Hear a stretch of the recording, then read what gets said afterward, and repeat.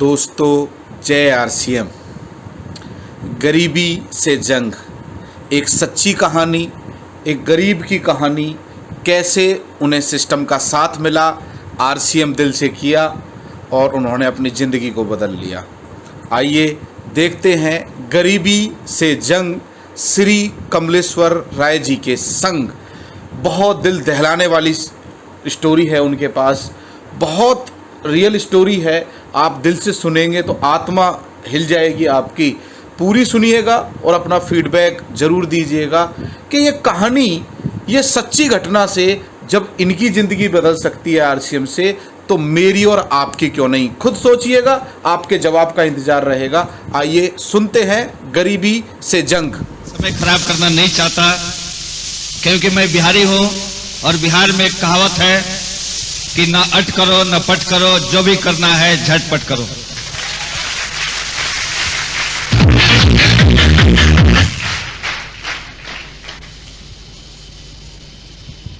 मैं अपनी बात कुछ बोलूं उससे पहले एक बात, ऐसे कितने लोग हैं, थोड़ा सा कैमरे वाले भाई से आग्रह कि वो इधर करके रिकॉर्डिंग आप कर सकते हो। आप इधर आ जाओ, टेबल इधर लगा लो। इस हॉल में बैठे कितने लोग हैं जिनके पास 2 घंटा समय नहीं है? वो थोड़ा हाथ उठा लें। ऐसे कितने लोग हैं जिनके पास 2 घंटा समय नहीं है? अगर सर से नहीं उठा सकते हाथ तो मैं कह रहा हूं उठा लें। अगर किसी की बस है, बस छूटने की डर है, तो अपना हाथ उठा सकते हैं। नहीं हाथ उठा सकते हैं तो मैं बता दूं, जिनको बस छूटने की डर है अभी गेट पर जाएं, अपना टिकट वापस करें और बस पकड़ लें। और जिसको बस पकड़ने की जल्दी नहीं है वो बैठे। अरे छूटी है बस तो छूट जाने दो, एक दिन आपकी बस छूट जाएगी। अरे मैं तो चाहता हूं कि कहीं आपकी जिंदगी की बस न छूट पाए।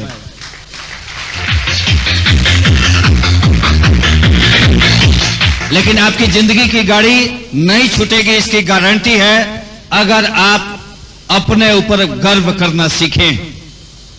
गर्व करना सीखें अपने आप पर, गर्व करना सीखें अपने माता पिता पर, गर्व करना सीखें अपनी जन्मभूमि पर, गर्व करना सीखें अपने देश पर, गर्व करना सीखें अपने कंपनी पर, गर्व करना सीखें अपने कंपनी के प्रोडक्ट पर, और गर्व करना सीखें अपने राष्ट्रगान पर। बहुत दुख हुई आज दोस्तों, जब शुरुआत हुई मीटिंग की, राष्ट्रगान हो रही थी तो कुछ लोग टहल रहे थे, कुछ लोग आपस में बातें कर रहे थे। इस बात को देखकर हमें बहुत दुख हुई। दोस्तों, गर्व करना सीखो अपने राष्ट्रगान पर।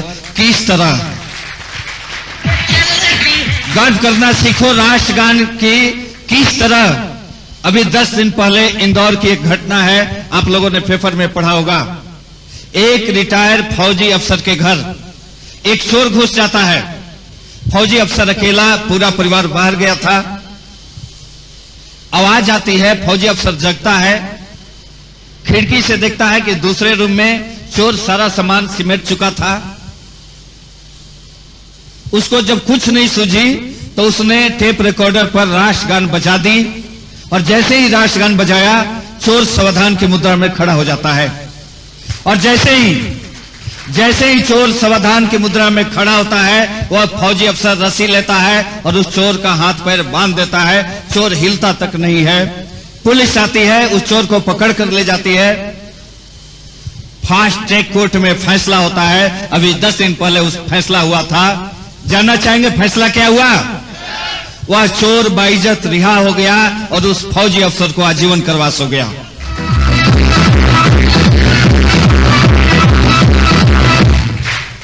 अरे जब चोर होकर अपने राष्ट्रगान पर गर्व कर सकता है तो हम लोग क्यों नहीं कर सकते?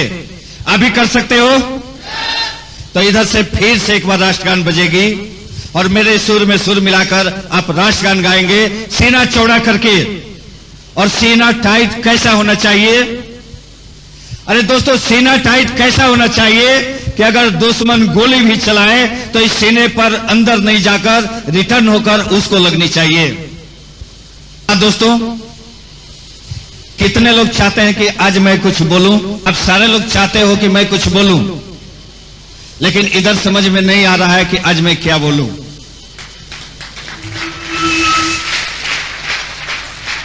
हां दोस्तों, अरे आप तो चाहते हो कि मैं कुछ बोलूं, लेकिन इस लड़के को समझ में नहीं आ रहा है कि आज मैं क्या बोलूं, क्यों। ठीक कल 29 महीने हो जाएंगे हमको इस बिजनेस में आए हुए। अरे 29 महीने पहले की बात कि इस लड़के के पास था ही नहीं कुछ बोलने को, इसलिए समझ में नहीं आ रहा था कि मैं क्या बोलूं। और 29 महीने बाद आज इतनी है बोलने की कि समझ में नहीं आ रहा है कि मैं क्या बोलूं। लेकिन यहां रॉयल्टी चिभर आए, टेक्निकल चिभर आए, अशोक जी आए, सतपाल जी आए, सारे लोगों ने मेरी बहुत तारीफ कर दी। लेकिन एक बात याद रखना, मैं मास्टर नहीं हूं कि मैं आपको पढ़ा सकता हूं।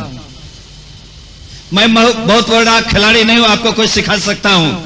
अरे बहुत मैं जानकार भी नहीं हूं कि मैं आपको कुछ बता सकता हूं।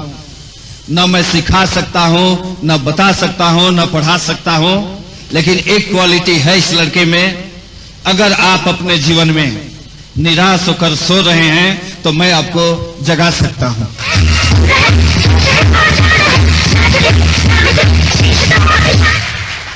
और बोलने से पहले एक बात और क्लियर कर दें कि मैं हर जगह जाता नहीं हूं। मैं हर जगह जाता नहीं हूं। एक बहुत बड़ी कमी है मुझ में कि मैं हर जगह जाता नहीं हूं। क्यों? कि जहां एक बार चला जाता हूं वहां जाना बंद नहीं करता हूं। आप लोग बुलाएं या ना बुलाएं, यह लड़का जहां एक बार चला जाता है वहां कभी जाना बंद नहीं करता। जहां जाता हूं किसी को सपना दिखाता हूं, मैं तब तक वहां जाता हूं जिसको मैं सपना दिखाया हूं, तब तक जाऊंगा जब तक उसका सपना साकार न हो जाए।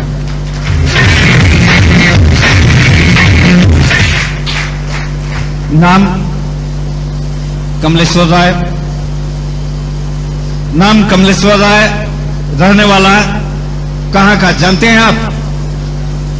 नहीं जानते हैं आप। नाम कमलेश्वर राय, रहने वाला ग्रेट आरसीएम कंट्री इंडिया का।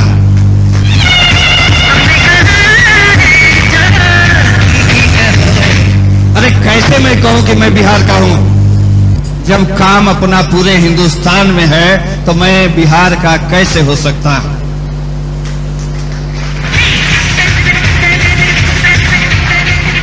नाम कमलेश्वर राय, रहने वाला ग्रेट आरसीएम कंट्री इंडिया का। उम्र बता दूं अपनी उम्र, लेकिन डर लगता है कि बहुत लोगों का कुछ कमजोर दिल वाले होंगे, उनकी हार्ट अटैक न हो जाए। हां दोस्तों, उम्र बताता हूं तो आधे लोग तो गाली देते हैं कि झूठ बोलता है। लेकिन याद रखना दोस्तों, आरसीएम में आने के बाद यह लड़का एक शब्द भी झूठ नहीं बोलता है।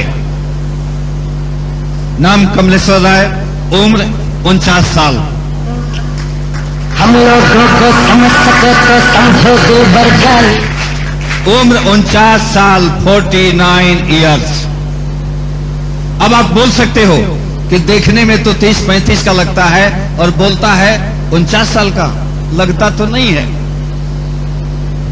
लेकिन 29 महीने पहले जब उम्र थी 47 साल, यह लड़का दिखता था 60 साल का। 29 महीने बाद जब उम्र है 49 साल, यह लड़का दिखता है 30-35 का। क्यों? इसका बस एक ही कारण, RCM business, RCM business, RCM business. समझोगे उतनी होगी हैरानी।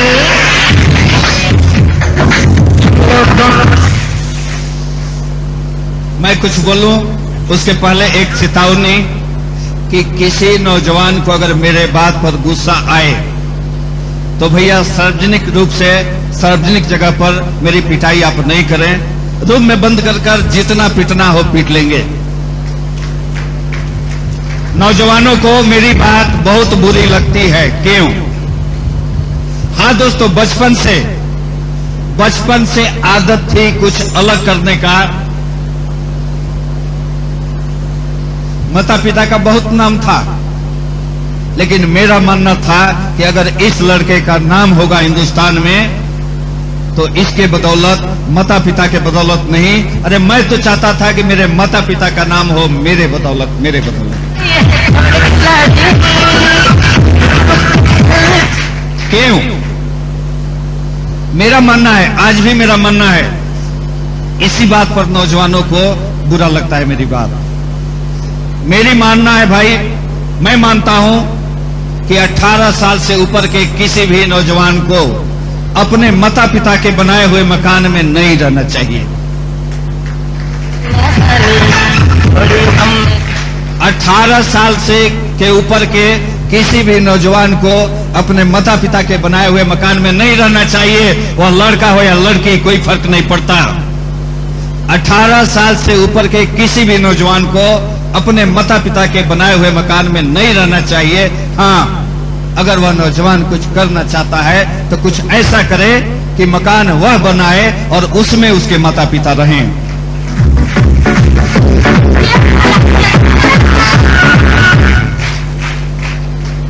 बस यही मेरी मानना थी और मानता था, यही करना भी चाहता था।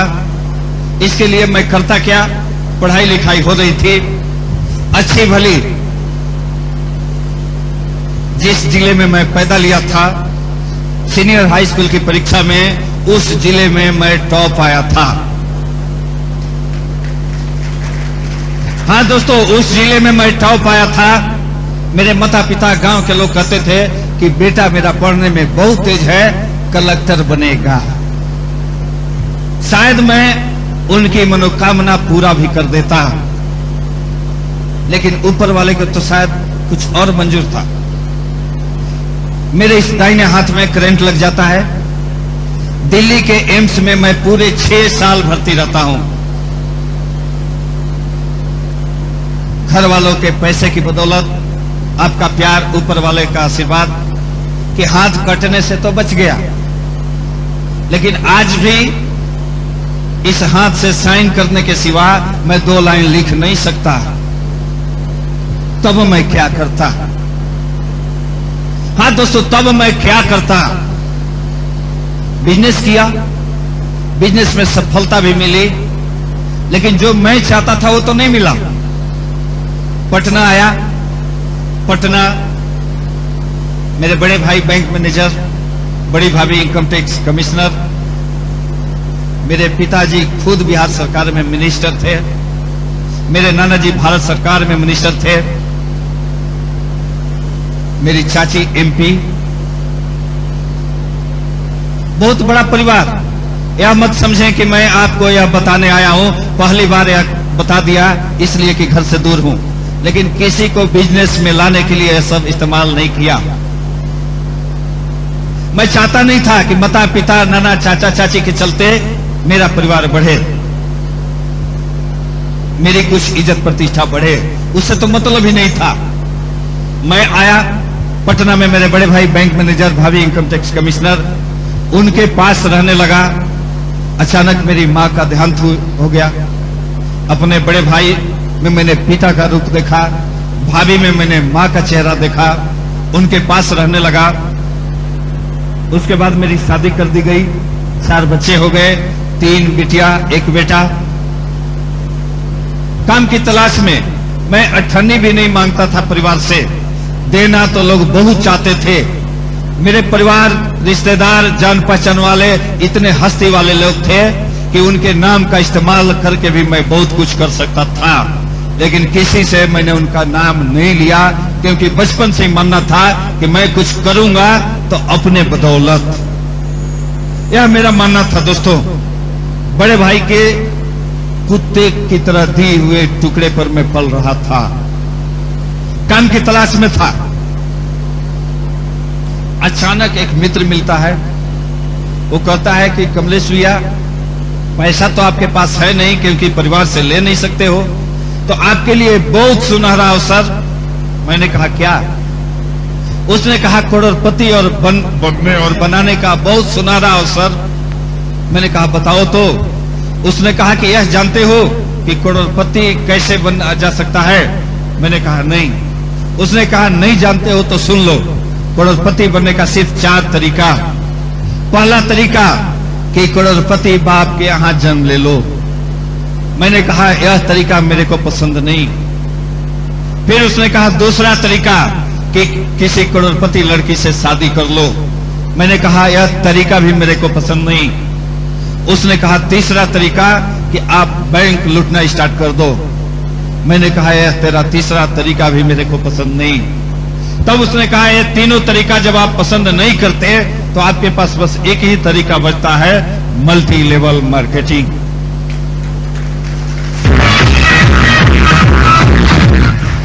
ये आज से करीब 6 साल पहले की बात। मल्टी लेवल मार्केटिंग के बारे में जानकारी नहीं था। उसने लाया एक फॉर्म, कहा कि 7,800 रुपये दो, मल्टी लेवल मार्केटिंग कंपनी में ज्वाइन करा देते हैं। 7,800 रुपया मैंने दिया, एक किट लाकर पकड़ा दिया। मेरा चेहरा मेरे सारे दोस्त जान पहचान वाले जानते थे कि यह लड़का कुछ भी करेगा कम से कम गलत तो नहीं करेगा। मैं जिससे कहा वो 7,800 रुपया दे देते थे, मैं साइन करा देता था, किट दे देता था। 2 महीने बाद अचानक मैं बीमार पड़ा। बीमार पड़ने के बाद 1 महीना बीमार रहने के बाद जब मैं घर से बाहर निकला तो मैंने परिवार वाले से पूछा कि चेक आया है क्या? परिवार वालों ने कहा नहीं। मैंने अपने सीनियर से पूछा। सीनियर ने कहा कि पहले पता करो कि तुम्हारे ग्रुप में इसमें ज्वाइनिंग कितनी हुई। मैंने पता किया, एक भी ज्वाइनिंग नहीं हुई थी। फिर उन्होंने कहा प्रोडक्ट कितने यूज हुए। मैंने पता लगाया, जिससे पूछता था किसी ने नहीं खरीदा था और एक दोस्त मिल गया। जन बिहार के भोजपुर इलाके में हुई थी। एक दोस्त मिला जिसका नाम सुरेंद्र। मैंने कहा भैया सुरेंद्र, इसमें कोई प्रोडक्ट खरीदा? और उसने एक तरह से गाली देते हुए कहा था। एक मेरे में और कमी है, मंच से जिस बात को मैं बोलता हूं इस इंडिया में किसी की हिम्मत नहीं कि उस लहजे में बात कर ले, क्योंकि मैं कुछ छुपाता नहीं हूं, मैं कुछ अपनी बात बताता नहीं हूं। जो मैं था, जैसा मेरे साथ हुआ और जैसा मैंने किया, बस यही मन से बताता हूं। उस दोस्त ने मेरे से कहा था जिस भाषा में, उसी भाषा में मैं आपको बता दूं। उस दोस्त ने कहा 7,800 रुपए का तुमने डिमांड की, मैं तेरा दोस्त दे दिया, लेकिन कभी तुमने सोचा कि मेरे बाप ने एक साइकिल खरीद कर नहीं दिया और तुमने कारवास दे दिया, इसका क्या करूंगा? उसने कहा कभी सोचा कि मेरी पत्नी के पास 200 का साड़ी नहीं और 600 का साड़ी धोने का लिक्विड दिया? अरे कभी तुमने सोचा कि घर का फर्श मिट्टी का और तुमने टाइल्स साफ करने का मसाला दे दिया, इसका मैं क्या करूंगा? अरे कभी सोचा कि गांव में दातुन बहुत लोगों को नहीं मिलता और तुमने 99 रुपए का टूथपेस्ट दिया, इसका क्या करूंगा? होश ठिकाने आ गई उसकी बात को सुनकर। हाँ दोस्तों, उसकी बात को सुनकर होश ठिकाने आ गई। मैंने कहा भैया ठीक कहते हो, और मैंने उस काम को बंद कर दिया। और जिस दिन मैंने उस काम को बंद किया, एक और सज्जन आते हैं, कहते हैं बहुत अच्छा हुआ कि उस काम को आपने बंद कर दिया। मैंने कहा क्या? उन्होंने कहा कि बहुत सस्ता एक तरीका है मल्टी लेवल मार्केटिंग, इसमें आप करोड़पति बन सकते हो, बना सकते हो, पैसा भी ज्यादा नहीं लगता है। मैंने कहा कितना? उन्होंने कहा 2500 रुपए। मैंने फिर 2500 रुपए दे दिए। एक फॉर्म लाए, साइन किया, और उन्होंने कहा वह बात तो मैं नहीं बता सकता, उस कंपनी का नाम भी नहीं ले सकता, लेकिन उस कंपनी का नाम था 2500 रुपये दो, पहले बुद्धू बनो, उसके बाद 3 लोगों को बुद्धू बनाओ। शायद इधर भी आई होगी वो कंपनी। 3 महीने में दोस्तों आप शायद विश्वास नहीं करेंगे, 17,000 लोग मेरे टीम में हो गए थे सिर्फ 3 महीने में उस बुद्धू बनाओ वाले स्कीम में। चौथे महीने पता चला कि उस कंपनी के मालिक मिस्टर मनीष मेहता सिंगापुर चले गए। अब चौथे महीने से मेरी स्थिति कि जो लोग आंख नहीं दिखाने लगे, जो सामने खड़ा नहीं हो सकते थे वो आंख दिखाने लगे, अरे जो बोली नहीं बोल सकते थे वो गोली मारने की बात करने लगे। दिन में नहीं रात में भी घर से निकलना बंद हो गया। रात में भी घर से नहीं निकल पाता था मैं। धीरे धीरे मेरे बच्चे कुछ बड़े होते गए और परिवार पर मैं बोझ बनता गया। अचानक एक दिन, हाँ दोस्तों, करीब 3.5 साल पहले की बात, अचानक एक दिन मैं काम की तलाश में था, नौकरी की, कि अब नौकरी कर लूं, परिवार कैसे चलेगा। अचानक काम की तलाश में था। 11 बजे रात को मैं घर आता हूं, दरवाजे का कॉल बेल बजाता हूं, बड़ी भाभी दरवाजा खोलती हैं और दरवाजे के सामने से हटती नहीं है। 11 बजे रात का समय, कड़ाके की ठंड, और मेरी बड़ी भाभी के मुंह से निकलता है कि आज से तेरा इस घर में घुसना बंद, अपने बच्चों को लो, पत्नी को लो और घर से बाहर चले जाओ। मैंने सोचा कि भाभी मजाक कर रही हैं, क्योंकि मां के गुजरने के बाद मैंने अपने भाभी में अपनी मां का चेहरा देखा था और उस भाभी का आदेश था कि घर से बाहर, वो घर के अंदर जाती हैं, मेरे चारों बच्चों को लाकर बाहर कर देती हैं, पत्नी का हाथ पकड़कर घर से बाहर। बड़े भाई पीछे से आते हैं। मैंने कहा भैया यह कहीं मजाक तो नहीं हो रहा है? उन्होंने कहा नहीं, आज से इस घर में का दरवाजा तेरे लिए बंद। मैंने कहा इतनी ठंड में, अरे इतनी रात को मैं जाऊंगा कहां? उन्होंने कहा जहन्नम में चले जाओ, इस घर में नहीं जगह। मैंने अपने चारों बच्चों का हाथ पकड़ा, पत्नी को लिया और पटना स्टेशन पर आता हूं। मेरे हाथ में पत्नी, बच्चे और मेरे शरीर पर जो कपड़े थे, इसके अलावा कुछ नहीं था। कड़ाके की ठंड, मैं क्या करूं? पॉकेट में अठन्नी भी नहीं। रद्दी कागज चुन चुन कर मैं और मेरे बच्चे लाते हैं, उसको जला जलाकर किसी तरह रात कटती है और सुबह एक मेरे मित्र के प्रयास से मिलती है हमें 1200 रुपए की नौकरी। हाँ दोस्तों, मात्र 1200 रुपए की नौकरी। ये तो छोटा जगह है, पटना 60 लाख आबादी वाला शहर। आप कल्पना कर सकते हो कि 60 लाख जिस शहर की आबादी, 1200 रुपए में 6 लोगों का परिवार कैसे चलेगा? घर नहीं था, किराए का मकान में कितने का ले सकता था? किराए का मकान तो नहीं ले सकता था, इसलिए लिया एक झोपड़ी 300 रुपए किराए की। यही मेरी कहानी थी।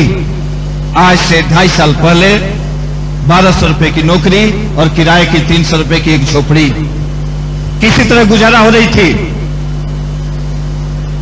कि अचानक 8 जनवरी 2004 को मैं काम पर जा रहा था। मेरे पेट में दर्द होता है। मैंने सोचा थोड़ा बहुत दर्द था।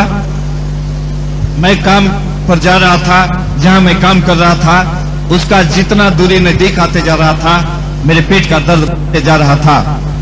दर्द बढ़ते जा रहा था। जैसे ही मैं काम पर पहुंचता हूं, मैं अपने मालिक से कहता हूं कि मालिक आज मेरे को छुट्टी दे दो, आज मेरे पेट में दर्द है। वो कहता है ठीक है जाओ। और मैं जब घर आता हूं, हाँ दोस्तों, जब मैं घर आता हूं तो वहां का दृश्य जो था, देखकर मेरे पैर के नीचे से धरती खिसक गई। जब मैं आता हूं उस समय मेरा बेटा घर में, जिसको होना चाहिए था स्कूल में। मैंने बेटे से पूछा कि बेटा घर में क्यों? और मेरे बेटे ने रोते हुए कहा कि पापा जी आपने स्कूल की फीस नहीं दी है, इसलिए स्कूल से नाम काट दिया गया है। अरे यहां बहुत माता पिता बैठे हैं। मैं आप लोगों से पूछता हूं कि जिसके इकलौते बेटे का नाम केवल इसलिए काट दिया जाए स्कूल से कि उसका बाप 45 रुपया महीने का फीस न दे सके, उस बाप को जीने का अधिकार है कि नहीं? और मैंने भी अपने दिल से पूछा था, और उस दिन मेरे भी दिल ने कहा था कि नहीं, ऐसे नालायक बाप को जिंदा रहने का अधिकार नहीं है जो अपने बेटे को पढ़ा नहीं सकता है। और जब मेरे दिल ने कहा, उस समय मैंने फैसला किया कि आज के बाद इस दुनिया में नहीं रहना है। अभी मैं बाजार जाऊंगा, एक जहर का पुड़िया लाऊंगा, बच्चों को खिलाऊंगा, खुद खाऊंगा, पत्नी को खिलाऊंगा, और आज के बाद जीवन लीला समाप्त। लेकिन जब पॉकेट में हाथ डालता हूं तो उस समय मेरे पॉकेट में 10 रुपए का नोट नहीं था कि मैं जहर का पुड़िया लाऊं। हाँ दोस्तों, आप यकीन करें मेरा कि अगर उस दिन मेरे पॉकेट में 10 रुपया होता तो शायद आज मैं यहां नहीं होता। उस दिन 10 रुपए नहीं थे, आज इसीलिए मैं हूं, लेकिन हमें तो उस दिन मरना था। मैंने सोचा कि अभी बाहर जाऊंगा, किसी मित्र से 10 रुपए उधार लूंगा और जहर का पुड़िया लाऊंगा। मैं चला बाजार, एक मित्र सामने से आ रहा था। मैंने कहा, भाई एक 10 रुपए का नोट दे दो, बहुत जरूरी काम है, कल मैं लौटा दूंगा।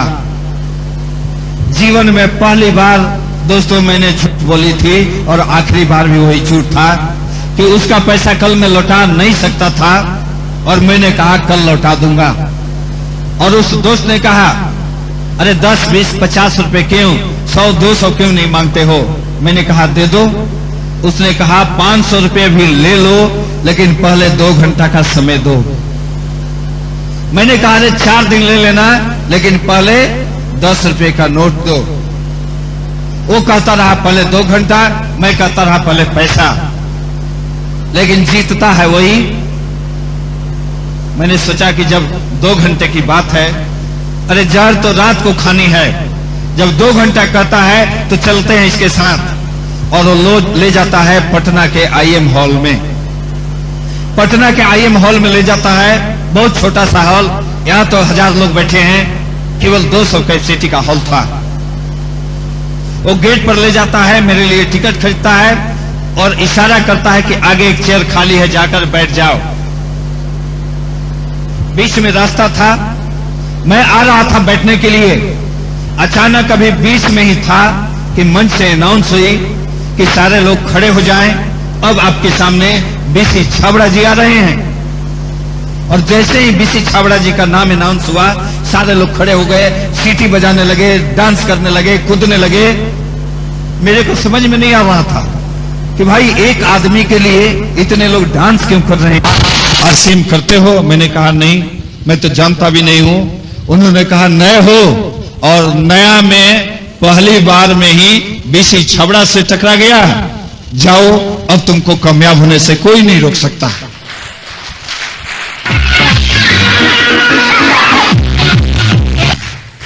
और जैसे ही BC छाबड़ा जी ने कहा कि कामयाब होने से कोई नहीं रोक सकता, मैंने उनका हाथ पकड़ा। मैंने कहा सर आप हमें जानते हो? उन्होंने कहा नहीं। मैंने कहा जानते नहीं हो, पहचानते नहीं हो, तब आपने ऐसा आशीर्वाद क्यों दिया? अरे आपको मालूम कि कल मैं इस दुनिया में रहूंगा कि नहीं, और आपने आशीर्वाद दिया कामयाबी का। उन्होंने कहा क्या हुआ बेटा बताओ। कहानी बता नहीं सकता था, इसलिए मैंने बस एक लाइन में अपनी कहानी बताई थी कि सर जी मेरा सब कुछ जल गया है, केवल मैं बच गया हूं। उस दिन मैंने कहा था सर जी मेरा सब कुछ जल गया है, केवल मैं बच गया हूं। और BC छाबड़ा जी के मुंह से निकला, अरे नालायक, जब तू बच गया है तो तेरा जला ही क्या है।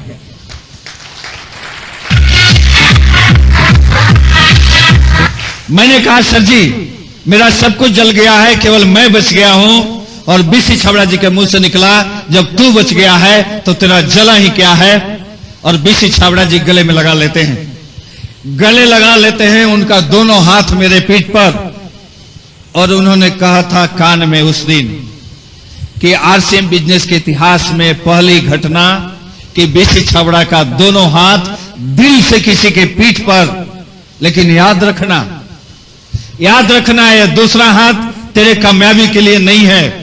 अरे पहला हाथ था तेरे कामयाबी के लिए, लेकिन यह दूसरा हाथ तेरे कामयाबी के लिए नहीं है।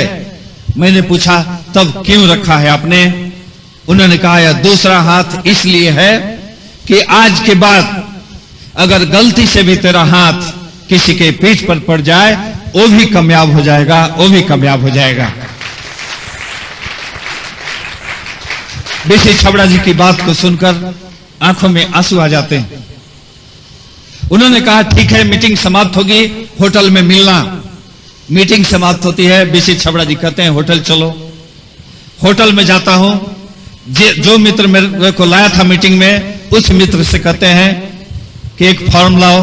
वो फॉर्म लाता है, मेरे को उस दिन मालूम नहीं था कि ज्वाइन करने में 1480 रुपए लगते हैं। आज जो 1500 रुपए का किट है वो उस समय 1480 रुपए का था।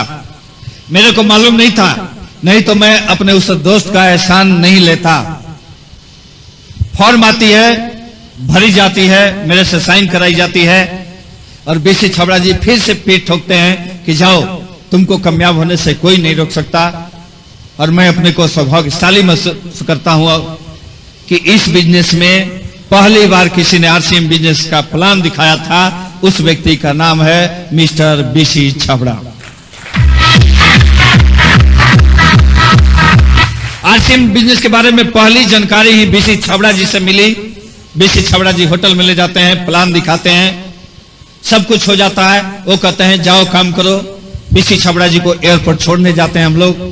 बीसी छबड़ा जी की फ्लाइट दिल्ली की ओर, और मैं अपने उस घर में, झोपड़ी में नहीं, अपने उस घर में जिस घर से हमको निकाल दिया गया था, आता हूं, फिर कॉल बेल बजाता हूं। भाभी जी दरवाजा खुलती हैं, फिर दरवाजे से नहीं हटती हैं। मैंने सोचा कि शायद इनके मन में है कि फिर कुछ घट गया होगा, मांगने आया है। मैंने क्लियर कर दिया कि भाभी मां, आप चिंता न करें, यह लड़का आज कुछ आपसे लेने नहीं आया है, आज यह लड़का आपको कुछ देने आया है। वो कहते हैं बताओ। मैं आरसीएम बिजनेस का प्लान बताता हूं, और जैसे ही आरसीएम बिजनेस का प्लान समाप्त होता है, मेरी बड़ी भाभी का हाथ सर पर जाता है और वो कहती हैं, अरे कम से कम अपने इज्जत प्रतिष्ठा का ख्याल नहीं है तो इस घर का करो। क्या कहेंगे लोग कि इनकम टैक्स कमिश्नर का देवर 5 रुपए का साबुन बेचता है। अरे लोग क्या कहेंगे, बैंक मैनेजर का भाई चाय बेचता है। अरे लोग क्या कहेंगे कि एक मिनिस्टर का बेटा गली गली में घूमता है 1500 रुपए के किट लेकर। वो फिर धक्का देती हैं। बड़े भाई को प्लान दिखाता हूं और बड़े भाई से मिलती है हमें एक लात, पीठ पर लात मारते हैं घर से बाहर। घर आता हूं, आंखों में आंसू थे। मेरी बड़ी बेटी उस समय 15 साल की थी। उसने कहा कि पापा जी हुआ क्या, आपके आंख में आंसू, उदास। मैंने सारी घटना बता दी। उन्होंने कहा कि अरे आप बड़े पापा से अपनी तुलना क्यों करते हो, बड़ी मम्मी से तुलना क्यों करते हो। कहां वो 25-25 हजार रुपए कमाने वाले लोग, कहां वो कार पर चलने वाले लोग, और कहां आपकी 1200 रुपए की नौकरी। क्यों मुकाबला करते हो उनको। मत करो मुकाबला, आप 1200 रुपए में खुश रहो। आप कुछ ऐसा काम करो कि आप उनके मुकाबले में आ जाओ, तब देखना वही भाई जो धक्का मारकर निकलता है आपको धक्का देकर नहीं, गले लगाकर घर में लाएगा। और मैंने काम स्टार्ट किया। सुबह हुई, अपने सारे मित्रों को बुलाया। 20 मित्र थे। 20 मित्र को मैंने बैठाया अपने घर के सामने, झोपड़ी के सामने। घर में बैठाने की जगह नहीं थी। एक नीम का पेड़ था, चबूतरा बना हुआ था पत्थर का। मैंने बैठाकर आरसीएम बिजनेस की प्लान दिखाई और सारे मित्रों ने कहा कि बहुत अच्छा है, बहुत अच्छा है, क्या कमाल का लाए हो बिजनेस, बहुत चलेगा, सभी लोग मिलकर करेंगे, इस बिजनेस को चांद पर पहुंचाएंगे। किसी ने कहा कल ज्वाइन करेंगे, किसी ने कहा परसों, किसी ने कहा 1 सप्ताह बाद, किसी ने कहा शाम को। और एक दोस्त मेरा मिलता है, कहता अभी 11 बज रहे हैं, 2 बजे ज्वाइन करेंगे। बात खत्म। जिस मित्र ने कहा 2 बजे ज्वाइन करेंगे, 3 बजे तक नहीं आता है। मैं 3 बजे उसके घर जाता हूं, और जैसे ही 3 बजे उसके घर जाता हूं, कॉल बेल बजाता हूं, उस मित्र के माता जी आती हैं। मित्र के मां आकर कहती हैं, क्या है बेटा। मैंने कहा थोड़ा सा बोल दें, कुछ काम है। उन्होंने कहा बोल दे किसको, मेरा बेटा तो 4 दिनों से पटना से बाहर है। अरे जिस मित्र से 11 बजे मिला हूं, उसके माताजी का जवाब था 4 दिनों से बाहर। आरसीएम बिजनेस समझ में नहीं आई दोस्तों उस समय, समझ में आई 1 घंटे बाद, जब जिस मित्र ने कहा था शाम को आना। मैं जा रहा था उसके घर, और जैसे ही जा रहा था, ठीक 10-20 कदम आगे वो सब्जी का थैला लेकर अपने घर की तरफ जा रहा था। मेरे से 20 कदम आगे वो था, और ठीक उसके 20 कदम आगे उसका घर था। मैंने सोचा जब आ ही गए हैं तो घर में बात करते हैं, बीच में मैंने आवाज नहीं दी। जैसे ही वो घर में घुसता है, ठीक 10 सेकंड बाद मैं उसके घर का कॉल बेल बजाता हूं। उसकी पत्नी आती है, कहते हैं क्या है भाई जी? मैंने कहा थोड़ा सा बोलने के कमलेश जी आए हैं। और उसके पत्नी का जवाब था, सुबह से गए हैं कहीं, अभी तक नहीं आए हैं। सुबह से गए हैं, अभी तक नहीं आए हैं। और उस समय मेरे को बिजनेस समझ में आ गई कि यह बिजनेस नहीं चलने वाला है। मैंने सोचा कि अब नहीं करना है। घर आया, सो गया कि अब इस बिजनेस को नहीं करना है, नहीं करना है, नहीं करना है। 4 बार कान पकड़ा, 4 बार गाल पर थप्पड़ लगाई कि अब नहीं करना है। अचानक मेरे बेड पर पड़ा हुआ था आरसीएम टाइम्स, उसको पलट रहा था। 13 जनवरी 2004 का बात है। मैंने देखा कि 14 जनवरी को बीसी छाबड़ा जी का मीटिंग दिल्ली में। मैंने कहा कि बहुत अच्छा मौका है, और जब छोड़ना है इस बिजनेस को तो चलते हैं, इस कीट को बीसी छाबड़ा जी के सर पर पटक कर छोड़ेंगे। मैंने ट्रेन पकड़ी पटना से सुबह दिल्ली आकर बीसी छाबड़ा जी के मोबाइल पर फोन किया। उन्होंने कहा कि कमलेश कहां हो? बहुत अच्छा हुआ, आज दिल्ली में मीटिंग है, आ जाओ। मैंने कहा भाड़ में जाए आपकी मीटिंग, हमें इस आरसीएम बिजनेस को करना नहीं है, केवल 1 मिनट मिलकर इस बिजनेस को छोड़ देना है। उन्होंने कहा इस होटल में है, आ जाओ। मैं उस होटल में गया। उन्होंने पूछा क्या हुआ? मैंने सारी बात बता दी। और जैसे ही मेरी बात समाप्त हुई, उन्होंने कहा अरे नालायक, बस इतनी सी छोटी सी बात के लिए तू पटना से दिल्ली, एक फोन कर दिया होता। अरे 2 रुपए खर्च होते, 4 रुपए का खर्च आता। 2 रुपए खर्च होते, 2 मिनट लगता तुम्हारी सारी समस्याओं का समाधान। मैंने कहा सर जी आप पकड़े गए बातों में। अगर 2 मिनट में सारी समस्याओं का समाधान हो जाता तो मैं आपके सामने 2 घंटा बैठता हूं, करके दिखा दो। उन्होंने कहा 2 घंटा नहीं, 2 मिनट में कर देता हूं। और बीसी छाबड़ा जी अपने स्टाफ को कहते हैं एक पेपर लाओ। उस कागज पर स्केच पेन से कुछ लिखते हैं। स्केच पेन से लिखने के बाद एक लिफाफे में उसको रखते हैं। उस लिफाफे को गोंद में चिपकाते हैं। गोंद से चिपकाने के बाद मेरे से पूछते हैं कि तुमने आरसीएम बिजनेस ज्वाइन कब की? मैंने डेट बताई 9 जनवरी 2004। उन्होंने उस पर लिखा 9 जनवरी 2005। मैंने कहा सर मैंने 4 बोला। उन्होंने कहा बस इसीलिए मैंने 5 लिखा। फिर उन्होंने कहा कि मैंने आशीर्वाद दिया है तुमको, अरे कामयाब होने से किसकी मजाल की रोक दे, लेकिन पहले तुमको 3 वादा करना होगा। मैंने कहा बताओ, पहले वादा तो बताओ कि करने लायक है कि नहीं। उन्होंने कहा कि यह लिफाफा लो और इस लिफाफे को 1 साल नहीं खोलना। मैंने कहा आप कब बोल कर देखो, 10 साल नहीं खोलूंगा। उन्होंने कहा 10 साल नहीं, 1 साल के बाद। अरे 8 जनवरी 2005 के बाद 9 जनवरी का घड़ी में डेट दिखाए, आप खोल सकते हो। मैंने कहा ठीक है। दूसरा, उन्होंने कहा 1 साल इस बिजनेस को नहीं छोड़ना। मैंने कहा तीसरा, उन्होंने कहा 1 साल तक प्रतिदिन 2 लोगों को प्लान दिखाना। मैंने कहा 4 दिनों में 8 लोगों को प्लान दिखाने में नानी याद आ गई, और आप कहते हो 1 साल नहीं कर सकता। उन्होंने कहा अरे वादा तो करो, झूठा ही सही। और मैंने ऊपर के मन से वादा कर दिया कि ठीक है। उन्होंने कहा कि अब पूछो क्या होगा। मैंने कहा बताओ। उन्होंने कहा 1 साल तक प्रतिदिन 2 लोगों को प्लान दिखाओगे तो क्या होगा, जानना चाहोगे? मेरे से उन्होंने पूछा था, मैंने भी कहा था यस। और उन्होंने बताया था कि प्रतिदिन 2 लोगों को प्लान दिखाओगे, महीने में होगा 60, और किसी कीमत पर उसमें से जुड़ ही जाएंगे 248, जुड़ ही जाएंगे 248, जुड़ ही जाएंगे 248। हाँ दोस्तों, उन्होंने कहा था प्रतिदिन 2 लोगों को प्लान दिखाओ, महीने में होगा 60, किसी कीमत पर उसमें से जुड़ ही जाएंगे 248, और कुछ करना नहीं है। अरे उस 248 लोगों से कहो कि अगर 1 साल बाद लाख रुपए महीने कमाना चाहते हो तो तुमको तो बस यही करना है, प्रतिदिन 2 लोगों को प्लान दिखाओ, महीने में होगा 60, उसमें से जुड़ ही जाएंगे 2 4 8। और उनसे भी तुम बस यही बोलना कि अगर 1 लाख रुपए महीना कमाना चाहते हो 1 साल बाद, तो प्रतिदिन 2 लोगों को प्लान दिखाओ, महीने में होगा 60, उसमें से जुड़ ही जाएंगे 2 4 8। और नीचे वाले को भी यही ट्रांसफर करते जाओ, यही ट्रांसफर करते जाओ, यही ट्रांसफर करते जाओ। हाँ दोस्तों, अच्छी लगी उनकी बात। मैं पटना आया, इसी फॉर्मूले पर काम किया, और शायद आप विश्वास नहीं करेंगे, मैं बना तीसरे महीने royalty achiever, royalty achiever, royalty achiever. 7वें महीने मैं बना टेक्निकल अचीवर।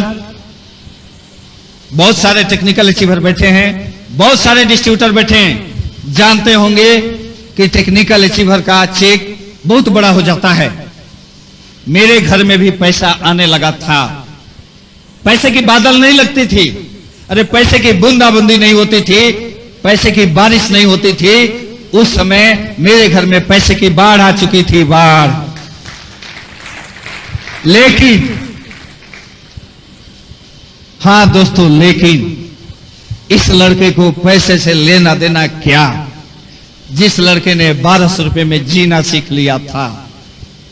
हाँ दोस्तों, इस लड़के को पैसे से लेना देना क्या, जिस लड़के ने 1200 रुपए में जीना सीख लिया था।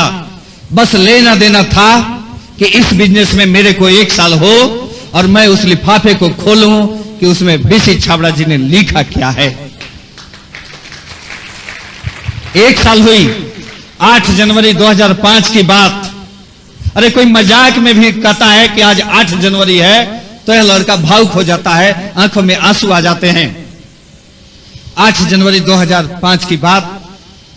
इतनी खुशियां आ गई थी घर में कि 11 बज जाता था, 12 बज जाता था सोने में। और उस दिन मैंने 9 बजे अपने बच्चों से कहा कि मेरी तबीयत आज ठीक नहीं है, हमको अकेला छोड़ दो। पत्नी से भी यही बात कही। पत्नी दूसरे रूम में, बच्चे दूसरे रूम में चले गए। सोने का नाटक करने लगा। जब देखा कि पत्नी सो गई, सारे बच्चे सो गए, तब मैं जगा, घड़ी देखने लगा कि 12 कब बजता है। 12:01 हो। घड़ी में दिखाए 9 जनवरी का डेट, और मैं उस लिफाफे को खोलूं कि आखिर इसमें बीसी छाबड़ा जी ने लिखा क्या है। 12:01 होता है। मैं उस लिफाफे को खोलता हूं और जैसे ही वह कागज का टुकड़ा निकलता है, उस कागज के टुकड़े को जैसे ही पढ़ता हूं दोस्तों, को शायद विश्वास नहीं हो।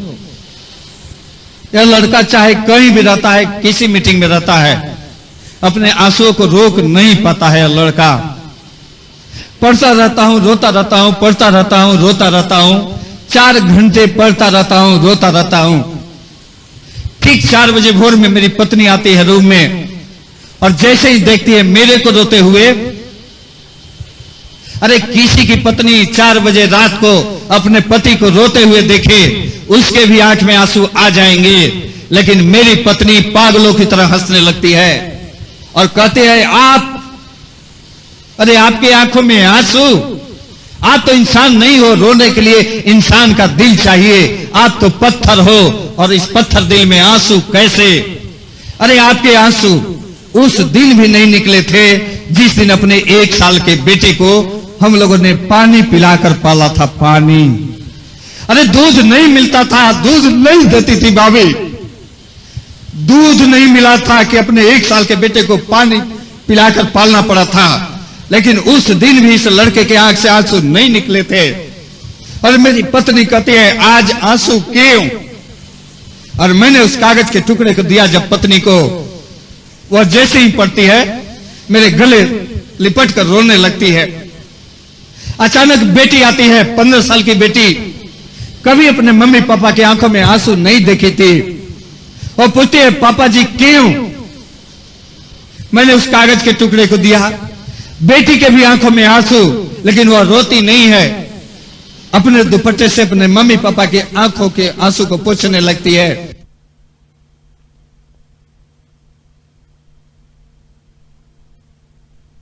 हाँ दोस्तों, आप जानना चाहते होंगे कि आखिर उसमें लिखा क्या था बीसी छाबड़ा जी ने। अरे बस 2 लाइन तो लिखी थी बीसी छाबड़ा जी ने कि बेटा याद कर 1 साल पहले की बात, जब तुम किट लेकर निकलता होगा गली मोहल्ले के लोग तुमको फ्रॉड कहते होंगे। अरे मोहल्ले के लोग फ्रॉड करते थे, घर के दरवाजे नहीं खिड़कियां तक बंद कर लेते थे।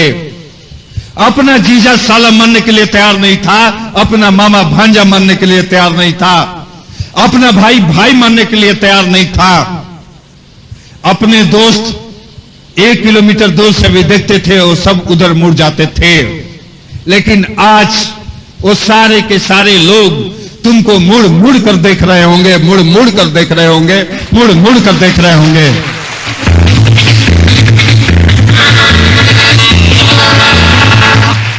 हाँ दोस्तों, आज जब यह लड़का गुजरता है गली से तो किसी की हिम्मत नहीं कि दरवाजा खोल कर देखे, खिड़कियां खोल कर देखते हैं लोग।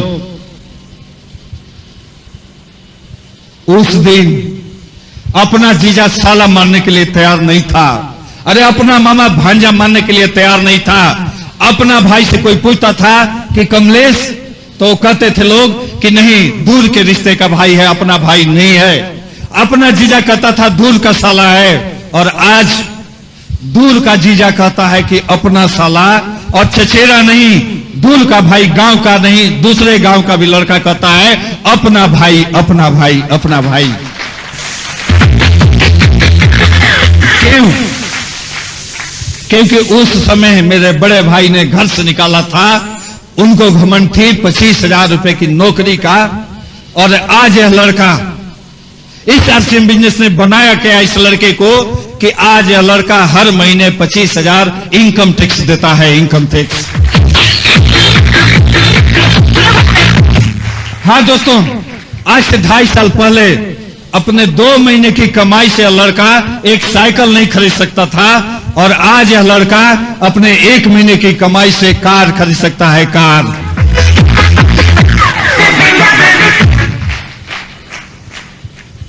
जब झोपड़ी में रहता था तो सपने में भी सपना नहीं देखता था कि इस लड़के के पास पटना जैसे शहर में अपने पास घर होगा, अपने पास गाड़ी होगा। और किसी को देखता था मोबाइल पर बात करते हुए तो सोचता था कि बड़े लोग हैं इसीलिए मोबाइल पर बात करते हैं, कभी अपने पास भी मोबाइल होगा क्या। लेकिन 2 साल में, 2.5 साल में आरसीएम बिजनेस का कमाल कि अपने पास घर भी हो गया, गाड़ी भी हो गया, एक नहीं, अरे जिस पॉकेट में हाथ डालो 4-4 मोबाइल हो गया। घर हो गया अपने पास, गाड़ी हो गया अपने पास, मोबाइल हो गया। हाँ दोस्तों, घर भी हो गया, गाड़ी भी हो गया, एक नहीं 4-4 मोबाइल हो गया।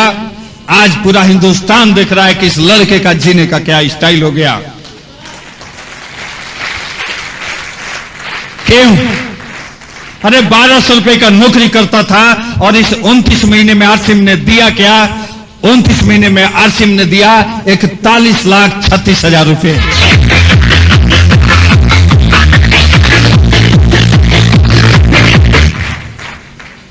जिस भाभी ने घर से निकाला था, आज उस भाभी की हस्ती नहीं कि मैं पटना की जगह पटियाला में भी रहूं तो बिना मेरे से पूछे उस घर में सब्जी बन जाए। जिस भाई ने निकाला था पागल बोलकर, आज जो है मेरा बड़ा भाई आरसीएम बिजनेस के लिए हमसे भी बड़ा पागल हो गया है। लेकिन दोस्तों, मैं पूछना चाहता हूं आपसे कि मेरे पास घर हो गया, गाड़ी हो गया, मोबाइल हो गया, बहुत अच्छा जीने का स्टाइल हो गया, इससे आपको लेना देना क्या? इससे आपको लेना देना क्या? अरे मेरे पास घर हो गया, गाड़ी हो गया, मोबाइल हो गया, बहुत अच्छा स्टाइल हो गया, इससे आपको लेना देना क्या? लेकिन एक बात है दोस्तों, ठीक आधे घंटे में मैं बताऊंगा कि यह सब हुआ कैसे, यह सब मैंने किया कैसे। अगर आप लोगों ने कर लिया वैसे तो मेरा दावा है कि आप भी बन जाएंगे बिल्कुल मेरे जैसे। मेरे पास घर हो गया, गाड़ी हो गया, मोबाइल हो गया, बहुत अच्छा जीने का स्टाइल हो गया, इससे आपको लेना देना क्या? अरे मैं तो चाहता हूं दोस्तों कि आपके पास भी घर हो, आपके पास भी मोबाइल हो, आप क्या महेंद्रगढ़ के किसी सेठ के लड़के जैसे नहीं, बिरला टाटा के बेटे से भी अच्छा आपके जीने का स्टाइल हो।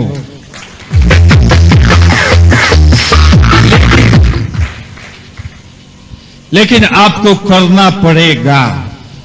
क्या करना पड़ेगा जानते हैं? अरे बस वही बात जो मैंने किया, और सुन लेंगे क्या किया तो शायद आप हंसेंगे कि इस काम को करने से पैसा भी आ सकता है क्या। अरे हां दोस्तों, और कुछ नहीं किया, बस किया क्या यह लड़का अपने अपलाइन के हर आदेश का पालन किया। अपने अपलाइन के हर आदेश का पालन किया। अपलाइन मतलब, अपलाइन मतलब, अपलाइन मतलब, अपलाइन मतलब, अपलाइन मतलब, अपलाइन मतलब, अरे अपलाइन मतलब भगवान, और भगवान के किसी आदेश का उल्लंघन नहीं किया जाता है, हूबहू पालन किया जाता है। और मैंने भी अपने अपलाइन के हर आदेश का पालन किया। कैसे? अपलाइन ने कहा बैठ जा बेटा यहां। बहुत लोग कहेंगे सर इस बेंच पर तो धूल लगी है, कैसे बैठूं, सूट खराब हो जाएगा। और मैंने यह नहीं पूछा। अपलाइन ने कहा बैठ जा बेटा, मैं बैठ गया। अपलाइन ने कहा खड़ा हो जा बेटा, मैं खड़ा हो गया। अपलाइन ने कहा इस मीटिंग में चला जा, मैं चला गया। अपलाइन ने कहा इस ट्रेनिंग में चला जा, मैं चला गया। अपलाइन ने कहा इस मीटिंग को लेने चला जा, मैं चला गया। और अपलाइन ने कहा 100% प्रोडक्ट यूज, नॉट एक्सक्यूज, और यही मैंने किया और कुछ नहीं। आपके सामने बहुत सारे लोग बताए होंगे, अरे मैं भी बता देता हूं, सामने देख लें।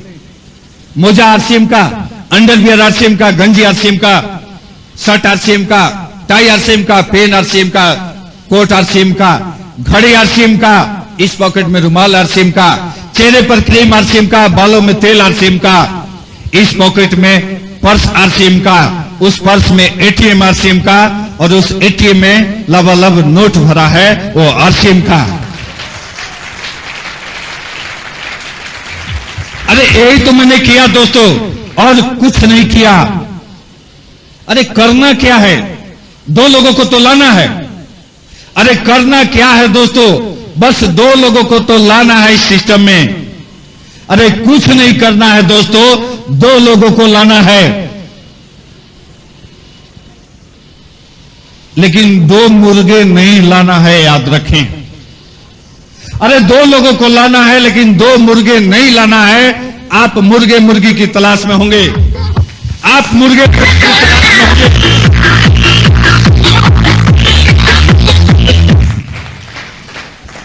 सर जी से आग्रह कि इस नोट को उठा लें। सर जी से आग्रह कि इस नोट को उठा लें। इस लक्ष्मी का अपमान नहीं होना चाहिए, कोई उठाकर इसको रख ले। हां दोस्तों, और मैंने कुछ नहीं किया। और दोस्तों मैं कुछ नहीं किया, बस यही किया कि अपने अपलाइन के हर आदेश का पालन किया। अपलाइन ने कहा, हां दोस्तों, अपलाइन ने कहा कि दो लोगों की जिंदगी बदल दो। मेरे अपलाइन ने कहा कि दो लोगों का जिंदगी बदल दो, तुम्हारी जिंदगी बदल जाएगी। लेकिन जैसे ही बात आती है दो लोगों की, लोग कहते हैं अरे दो लोग मिलेंगे कहां से जिसको मैं जोड़ दूं। इस हॉल में कितने ऐसे लोग हैं जिनको दो लोग नहीं मिलते हैं? हाथ उठाए, मैं बताता हूं कैसे मिलेंगे। अगर कोई है जिसको दो लोग नहीं मिलते हैं, हाथ उठा लें। बहुत सारे लोग हाथ उठाए हैं। लेकिन एक दिन यही बात हो रही थी माउंट आबू में, हम और अशोक जी बैठे थे। एक सज्जन ने कहा दो लोग नहीं मिलते। अशोक पंडित जी ने कहा अरे बेहुदे हाथ नीचे कर, जब मुर्दे को चार लोग मिल जाते हैं आसानी से, तो जिंदे को दो मिलने में परेशानी क्यों?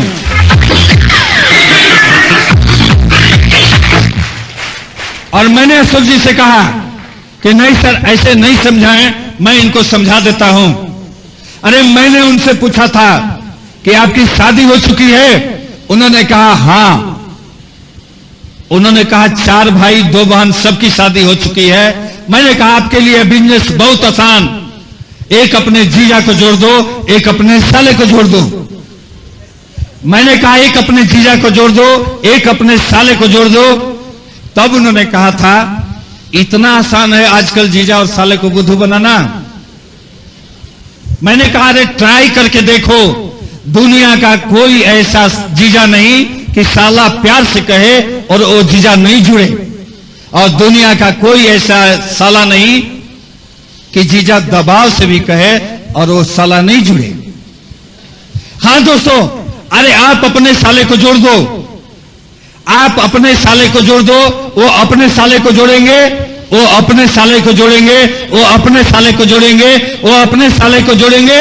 इस तरह साले साले जुड़ जाएंगे, कोई साले बच नहीं पाएंगे।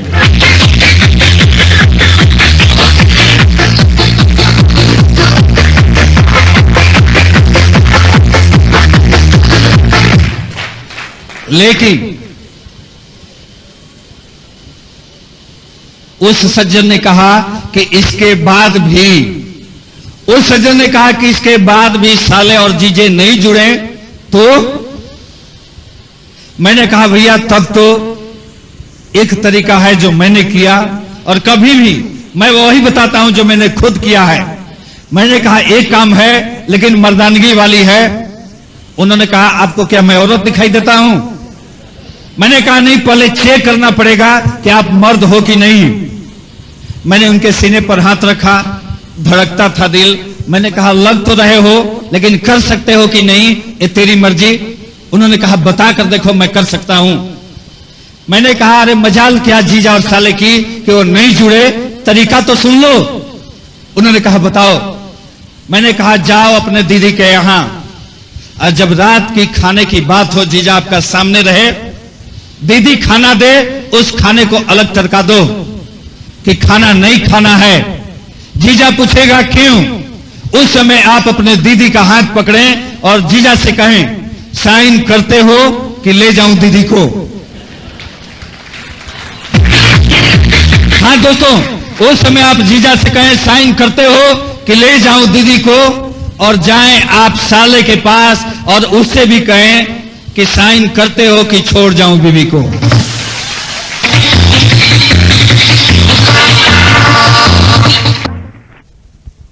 कि साइन करो नहीं तो छोड़ जाऊंगा बीवी को। और जैसे ही मैंने कहा, उन्होंने कहा पकड़े गए आप। अरे अभी कह रहे थे कि जबरदस्ती का बिजनेस नहीं है, और ये तो जबरदस्ती हुई। मैंने कहा भैया इतना जबरदस्ती करोगे तो क्या होगा? उन्होंने कहा पूरे के पूरे 6 महीने जीजा और साला दोनों गाली देगा। सुबह 2 गाली और शाम को 4 गाली कि साला ले गया 1500। मैंने कहा बस यही, 6 महीने बाद क्या होगा जानते हो? उसने कहा क्या होगा? मैंने कहा शुरू के 6 महीने जीजा और साला मिलकर गाली देगा, 2 गाली सुबह 4 गाली शाम को कि साला ले गया 1500, और 6 महीने बाद सुबह 4 गाली शाम को 8 गाली देगा कि साला 6 महीने पहले क्यों नहीं ले गया 1500।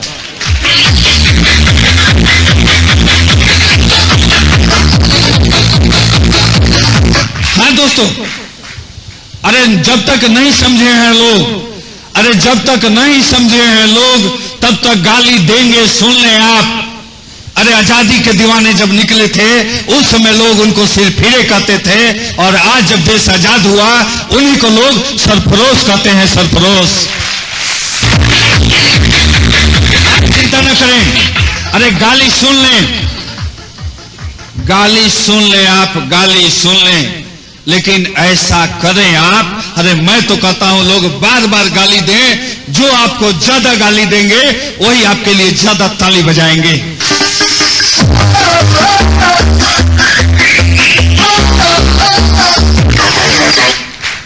लेकिन जीजा और साला तो दूर, अरे जीजा और साला तो दूर, बहुत लोग ज्वाइन करते हैं और अपने पत्नी को भी नहीं बताते, डरते हैं पत्नी से।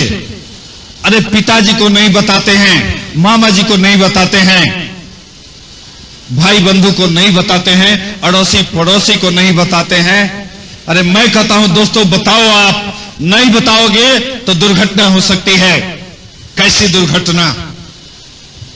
एक बार बिहार में एक बक्सर जगह है, वहां मैं मीटिंग ले रहा था। जैसे ही मैंने फर्स्ट चेक वाले को बुलाया स्टेज पर, एक लड़का आता है और इधर से एक बुजुर्ग खड़े होते हैं और गाली देने लगते हैं।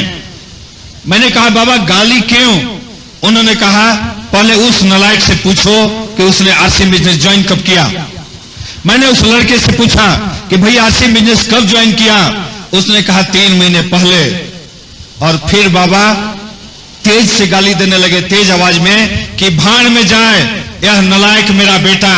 अरे 3 महीने पहले ज्वाइन किया, बताया तक नहीं। आज मैं इन भाई साहब के साथ ज्वाइन कर लिया।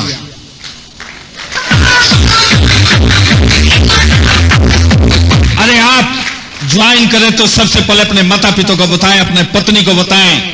नहीं बताएंगे तो आपके साथ एक बात हो सकती है। रोज पत्नी आपको गाली देती है, लेकिन किसी दिन घर जाएंगे तो होगा क्या? आपकी पत्नी मुस्कुराकर स्वागत करेगी, बिना मांगे चाय लाएगी, पानी लाएगी। आप आश्चर्यचकित रह जाएंगे कि क्यों? और वह क्यों का राज तब खुलेगा जब बैठा कर कहेगी कि एक बहुत बढ़िया प्लान है, आओ मैं प्लान दिखाती हूं।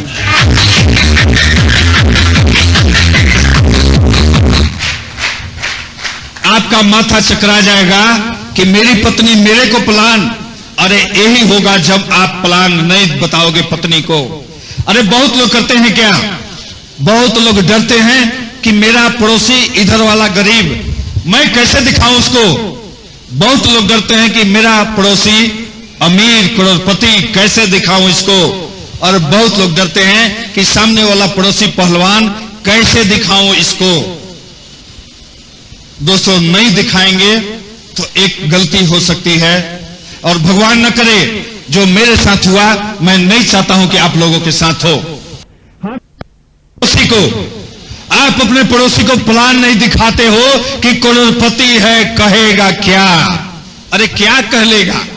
अरे पहली बार को उस करोड़पति को प्लान दिखाने जाओगे, वो ज्यादा से ज्यादा कहेगा चल हट, समय खराब मत कर।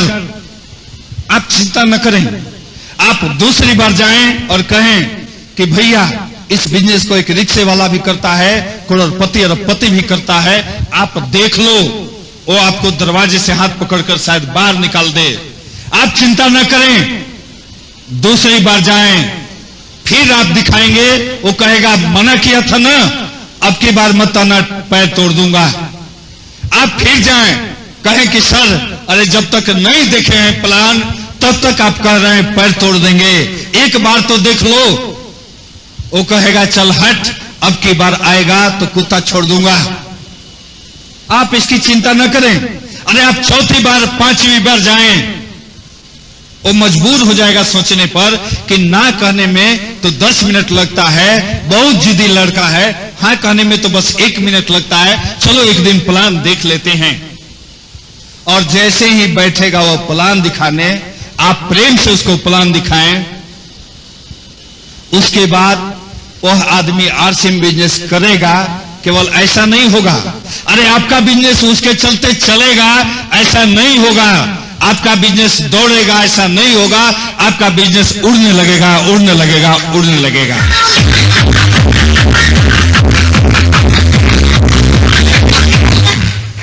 लेकिन आप प्लान दिखाएं कैसे? मेरा यहां आने का मकसद बस एक कि मैं आपको बताऊं कि आप प्लान दिखाएं कैसे। अरे कैसे इस लड़के ने किया कि 29 महीने में 1.5 लाख लोगों की फौज, 20 टेक्निकल और 72 रॉयल्टी अचीवर, कैसे इस लड़के के टीम में केवल 29 महीने में बस प्लान दिखाने का तरीका जो है। और मैं यही बताने आया हूं कि प्लान दिखाएं आप ऐसे। कोई लिखने की जरूरत नहीं दोस्तों, मेरी बात कोई लिखने लायक होती नहीं है। मैं खुद नहीं लिखता, लिखने नहीं आता, तो लिखने वाली बात मैं करता नहीं। आप चाहे यहां ताली बजाएं, नहीं, आप चाहे ट्रांजिस्टर सुने, आपके दिमाग के अंदर यह बात जबरदस्ती घुस जाएगी ही कि आप प्लान दिखाएं कैसे। अरे आप प्लान दिखाते हो, रोड पर कोई मिलता है, कहते हो अरे भैया कहां था? 1 महीने से तलाश में था। आपको आदमी मुर्गा नजर आता है, आप सोचते हैं चले पिकअप सेंटर पर ले चलें, जितना जल्दी हो इसको हलाल कर दे। मैंने पहले भी कहा था दोस्तों, आप मुर्गा ढूंढोगे, मुर्गी ढूंढोगे तो अंडे से ज्यादा नहीं पा सकते। मुर्गा मुर्गी से ज्यादा अंडा पाओगे। आप पान की दुकान पर प्लान दिखाते हो, अरे कोई पान की दुकान पर मिलता है, पॉकेट में कागज नहीं है, आप पान वाले से कहते हो भैया एक कागज का टुकड़ा दो, वो कहता है कागज का टुकड़ा नहीं है, आप कहते हैं एक सिगरेट का खाली डब्बा दो, उसको फाड़ते हो और उसी पर प्लान दिखाने लगते हो। प्लान तो उसको दिखा देते हो पान की दुकान पर, लेकिन कभी आपने सोचा कि आदमी आया है गांव से, उसकी पत्नी की तबीयत खराब, डॉक्टर ने 500 रुपए का दवा लिख दिया है और 200 रुपए उसके पॉकेट में है, क्या प्लान दिखेगा? अरे आप प्लान दिखा रहे हो कि देखो एक भिलवाड़ा की कंपनी 1500 रुपए लेती है, 3 पैंट 3 शर्ट का कपड़ा देती है, तेरे बाप का कुछ डूबता नहीं है, 6 महीने 1 साल इंतजार कर, करोड़पति बन जाएगा। आप ऐसे प्लान दिखाते हो, उसके दिमाग में घुसता नहीं है। लेकिन आपने कर क्या दिया उसको? उसकी एक नहीं 6 जिंदगी बर्बाद कर दी। अरे अगली बार जब उसको कोई दूसरा प्लान दिखाने जाएगा, जैसे बोलेगा आरसीएम, वो आगे बोलने लगेगा भिलवाड़ा वाली 1500 रुपए लेगी, 3 पैंट 3 शर्ट का कपड़ा देगी, न मेरे बाप का न तेरे बाप का किसी का नहीं जाएगा, 1 साल बाद लखपति। आप सोचेंगे ये तो मेरे से ज्यादा जानता है, जुड़ गया है, आप आगे बढ़ जाएंगे।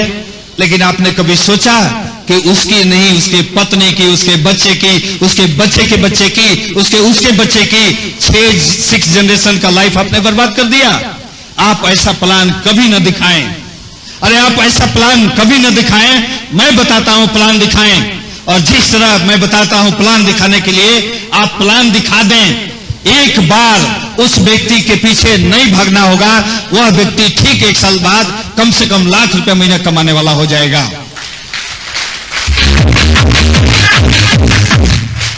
जानना चाहेंगे कैसे प्लान दिखाया जाता है? जानना चाहेंगे सही में? हमको लगता है कोई जानना नहीं चाहता। अगर आप जानना चाहते हैं तो इधर से एक जोरदार म्यूजिक बजेगी और सारे लोग खड़े होकर एक बार जोरदार ताली बजा लें, तब हमें पता चलेगा कि आप सही में जानना चाहते हैं।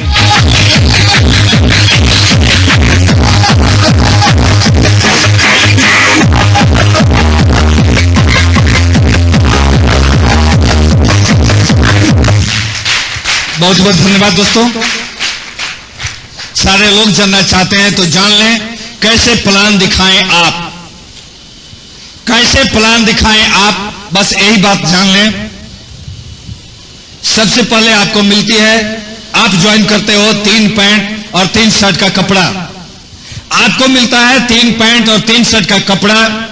सबसे पहला काम आप सिलवाएं किसी अच्छे दर्जी से, कपड़ा लेकर घर आएं, सुबह जगे, नहाएं, दाढ़ी बनाएं चकाचक, बूट पॉलिश करें और एक नया पैंट शर्ट पहने। घर से निकले बिना बैग लिए हुए, घर से निकले। आपका काम क्या? आप गांव में रहते हैं, पूरे गांव में, शहर में रहते हैं, अपने मोहल्ले में, जो भी मिले सामने प्रणाम चाचा, प्रणाम चाची, प्रणाम ताऊ, प्रणाम ताई, प्रणाम भैया, प्रणाम भाभी, प्रणाम दीदी, सबको प्रणाम करके आइए। 10 बजे घर आइए, खाना खाइए, 11 बजे फिर निकलिए। लेकिन शर्त, पहले वाला कपड़ा खोल दीजिए, दूसरा पहन लीजिए। फिर आप यही काम करके आइए, प्रणाम चाचा, प्रणाम चाची, प्रणाम भैया, प्रणाम भाभी। 2 बजे फिर आप वापस आइए, नाश्ता कीजिए, फिर निकलिए, लेकिन दूसरा कपड़ा खोलकर तीसरा पहन लीजिए। अब जैसे ही तीसरा पहनकर निकलेंगे, सामने किसी एक व्यक्ति को प्रणाम करेंगे, वह पूछेगा भैया यह कैसे? अरे यह कैसे? कल तक एक कपड़ा 4 दिन, आज सुबह से तीसरा चौथा कैसे? आप बताइए। अरे तेरे को नहीं मालूम, एक 12,000 करोड़ रुपए की कंपनी है जिसका 41% का पार्टनर बन गया हूं, तू भी बन सकता है, तू भी बन सकता है।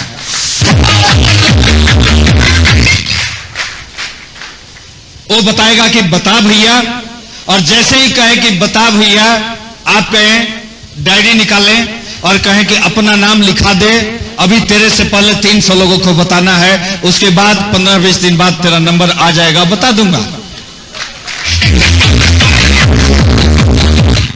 अब जैसे ही आप कहेंगे 15-20 दिन बाद, वो कहेगा अरे मैं तेरा नजदीकी दोस्त, 20 साल से तेरे साथ, और मेरा नंबर 15-20 दिन बाद, अरे आज बताना।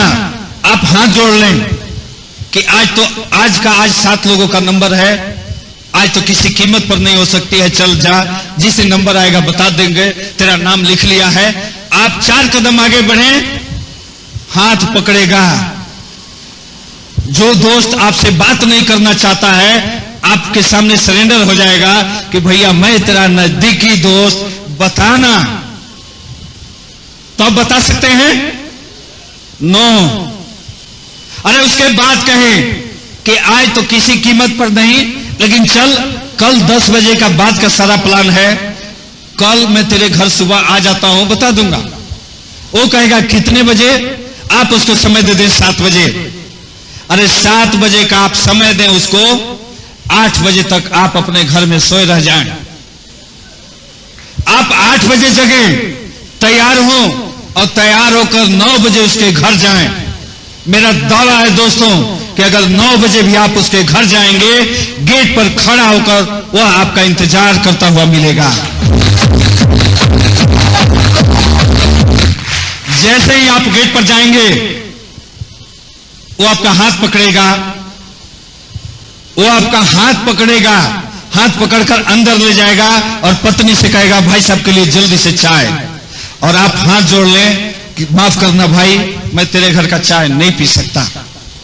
उसका दिमाग फिर खराब कि कल तक चाय पीने के लिए झगड़ा करता था, आज कहता है चाय नहीं पी सकता। अरे आप कहें हाँ दोस्त मैं नहीं पी सकता, तेरे घर आरसीएम की चाय तो होगी नहीं, और मैं आरसीएम के सिवा दूसरा पीता ही नहीं। वो कहेगा आरसीएम क्या है? तब बताएं यही है मेरी कंपनी जिसका 41% का पार्टनर हूं, लेकिन चिंता मत कर, यह ले पॉकेट चाय का एक छोटा सा पैकेट निकालें, इसमें से बनाकर मंगवा, तब मैं पी सकता हूं। वो अपने पत्नी को देगा कि इसमें से बनाकर ला, पत्नी उसकी चाय बनाकर लाएगी, आप पिए, वो पिए, उसकी पत्नी पिए, तब आप पूछें चाय कैसी लगी? अरे जिस चाय में आरसीएम की चाय पत्ती मिली हो वो खराब नहीं हो सकता, और बनाया है उसके पत्नी ने, उसकी हिम्मत नहीं कि खराब कर दे।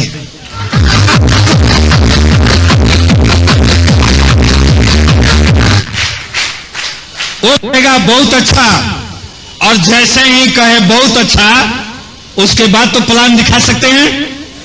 नो। अरे आप प्लान तब तक नहीं दिखाए जब तक आपके भीतर उसको इंसान की जगह पर भगवान न नजर आने लगे। जब तक वह उसके नजरों में आप इंसान नजर आ रहे हैं, तब तक भूल कर प्लान नहीं दिखाएं। आपको वहां ऐसा सिचुएशन पैदा करना है कि उसको लगे कि नहीं मेरे घर भगवान आया है मेरे भलाई के लिए, और आप दिखाते हैं प्लान कि सामने वाले को लग जाता है कि हमें फंसाने आया है। आप फंसाने वाला काम नहीं करें। अरे आरसीएम बिजनेस में फंसाना नहीं है, आरसीएम बिजनेस में ऐसा करें कि लोग गाली ना दें कि फंसा गया, अरे आप अपने को गाली दें कि भगवान ऐसे व्यक्ति को भेजे कि वो बार बार फंसाए, बार बार फंसाए। हाँ दोस्तों, जैसे ही चाय पिए आप उससे पूछें कि माता जी की तबीयत कैसी है? वो कहेगा ठीक है पहले से। आप कहें अंकल ठीक हैं? वो कहेगा पहले से ठीक। आप कहें भाभी जी की तबीयत तो ठीक रहती है? वो कहेगा ठीक। आप उसके छोटी बिटिया को गोद में लें और पूछें कि गुड़िया का एडमिशन किस स्कूल में कराया है, और जैसे ही वो स्कूल का नाम ले उसके गाल पर एक जोरदार तमाचा लगाएं आप। लेकिन याद रखें उसके गाल पर एक जोरदार तमाचा, लेकिन हाथ का तमाचा नहीं, शब्दों का तमाचा। अरे शब्दों का तमाचा लगाएं कि अरे नालायक तू मेरा दोस्त नहीं हो सकता, इस राजकुमारी जैसी, फूल कुमारी जैसी गुड़िया का एडमिशन इस स्कूल में? तू मेरा दोस्त कैसे? जो दोस्त कल तक बहुत बड़ा बनता था, उस समय आपके कदमों पर लेटा हुआ पड़ा मिलेगा। वो कहेगा, अरे वह कहेगा, तू तो दोस्त जानता है कि मेरी हस्ती ऐसी है कि इस स्कूल में भी अपने बिटिया को मैं किस मुश्किल से पढ़ा पाता हूं, सारा कुछ जानता है, फिर क्यों ऐसी बात बोलता है? तब आप सीना तान कर कहें जैसे मैं कहता हूं, अरे 2 साल पहले दोस्त, यही बात मैं भी सोचता था कि कहां पढ़ाऊं अपनी बिटिया को, लेकिन आज इस आरसीएम ने ऐसा हस्ती बनाया कि हिंदुस्तान के किसी भी स्कूल में पढ़ा सकता हूं, अपनी बिटिया को पढ़ा सकता हूं। जब ऐसा करेंगे दोस्त, जब ऐसा करेंगे तो वो जुड़ जाएगा आपका दोस्त। केवल ऐसा नहीं होगा, उस समय एक जोरदार झगड़ा होगा पति पत्नी दोनों में। अरे उसके पति पत्नी दोनों में एक झगड़ा होगा। झगड़ा तभी होता जब आप बाजार में पान की दुकान पर उसको जोड़ देते, और झगड़ा तभी होगा जब उसके घर जाकर आप जोड़ रहे हैं। लेकिन दोनों झगड़े में अंतर क्या? अरे पहला झगड़ा होता कि आप किट लेकर जाते बाजार से, वो बोलते, पत्नी बेलन चला देती आपके सर पर कि नलायक 1500 रुपए बर्बाद कर आया। अरे पत्नी बेलन चलाती कि 1500 रुपए बर्बाद, और उस घर में भी उस समय झगड़ा होगा। पत्नी कहेगी, भैया पहले मेरे को जुड़ जाने दो, पति कहता नहीं ठहर, पहले मेरे को जुड़ जाने दो।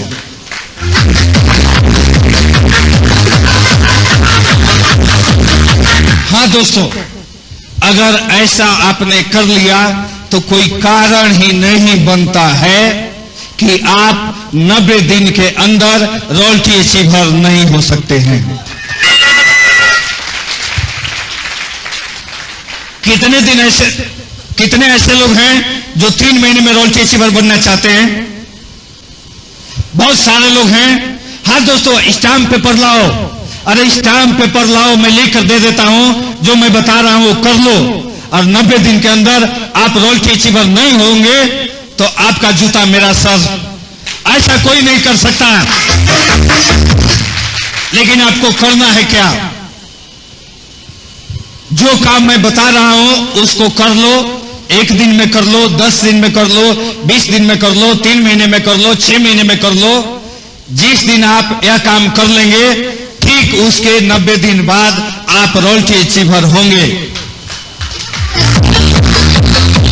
जाना चाहते हैं कौन सा काम? अरे अपने टीम में केवल आप 50 ऐसे लोग पैदा करें। 51 लोगों की जरूरत नहीं है रॉयल्टी अचीवर बनने के लिए, केवल 50 लोगों से आप रॉयल्टी अचीवर बन सकते हो। लेकिन वह 50 कैसे हो? अरे 50 केवल ऐसे लोग पैदा कर लें जो डेली 2 लोगों को प्लान दिखाएं, जो डेली 1 घंटा कैसेट सुने, और जो डेली आधा घंटा किताब पढ़ें। अरे बहुत ज्यादा काम नहीं, 2 लोगों को प्लान दिखाएं, 1 घंटा कैसेट सुने और आधा घंटा किताब पढ़ें। जिस दिन आपके टीम में ऐसे 50 लोग हो जाएंगे, ठीक उसके 90 दिन के अंदर आप रॉयल्टी अचीवर हो जाएंगे, रॉयल्टी अचीवर हो जाएंगे।